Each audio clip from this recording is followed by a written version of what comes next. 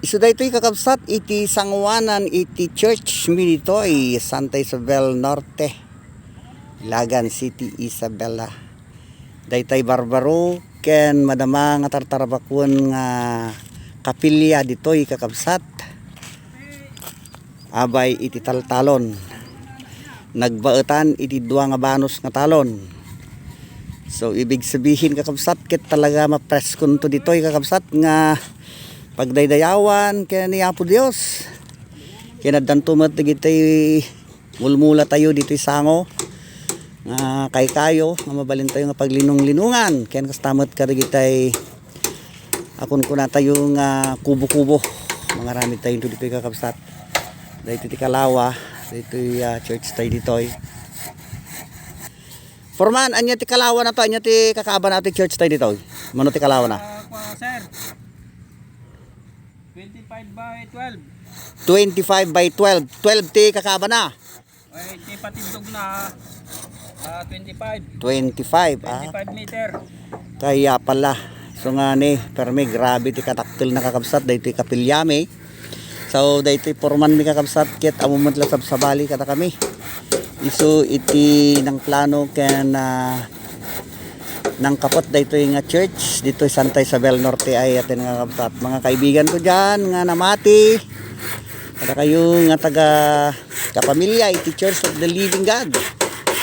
Amamat lang iti tartrabaho dito ayan me, dagiti kamkameng. So dito ay ni brother Fernando Calye. Isu ti ama, ti Iglesia ti Jesus ti Biblia, isu ti Lidman. Ken forman mi iti dayto nga church kakabsat, kastamot di jay kadwa na di jay. Kastimot lang kit trabaho na ag binbinigay da no kasi nga sinsin na lunsod da no kasanaran idin da. So kasi kakabsat 25 iti katidok na manipod dito ayan ko gingana jay unto na 12 mat iti kakaba na daytoy kakabsat ket adda iti sango na second floor daytoy kakabsat second floor daytoy sango na daytoy church mi ditoy palubos ti Apo no adu dagiti tumulong ken agi-sponsor daytoy nga church mi kakabsat ket alis to lang iti panaka lipas panakatrabaho daytoy church mi kakabsat ken gayam. So gamayaman kami kada kayo nga kakabsat nga mabenbendisyonan. So ti Apo di tumulong kada kayo da kayo nga kayat na iti rumaman iti balay iti Apo dito Santa Isabel Norte. Mga kaibigan ko diyan. So tagi mangted ken mapagasatan nagasgasat nga amang kakabsat dagi jay mangted ngem dagi jay umawawat kakabsat. So nga gamyaman kami kada kayo nga sponsor nga mabalin nga mangted tumulong daytoy balay ti Kararag ti Apo ti tumulong ken mangbendisyon kada kayo. Ti Apo ti mangisubli ti adupay nga bendisyon. Agliplipyas ti maited kada tayo inton tiempo nang mangted tayo kakabsat.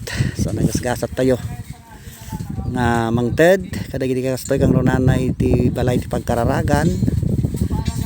So subalitan mo iti Apo ti adu nga bendisyon, agay ayos nga bendisyon. Lukatan nanto dagiti taw-tawa iti langlangit gapo iti panangtulong tayo kadagitoy kakastoy nga balay iti pagkararagan. Naimimbag ko na di mangted.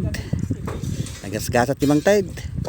Ngem iti umawat kakabsat so nga sao iti Apo kakabsat dayta. So ganyaman tayo kakabsat kinigayang iti kanayon nga kaaday iti Apo kada tayo kang runana iti salunat iti pisikal kang runana